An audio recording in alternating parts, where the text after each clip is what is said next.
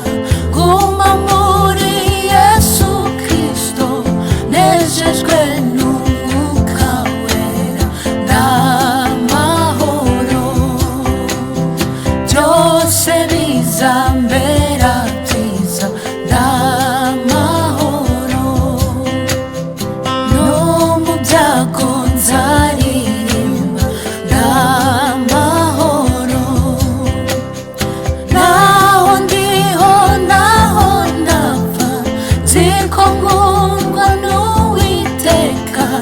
Yesu ampa ibyo nkena byose n'amahoro, naho ndiho naho ndapfa, nzi ko nkundwa n'Uwiteka. Yesu ampa ibyo nkena byose n'amahoro, naho ndiho naho ndapfa, nzi ko nkundwa n'Uwiteka.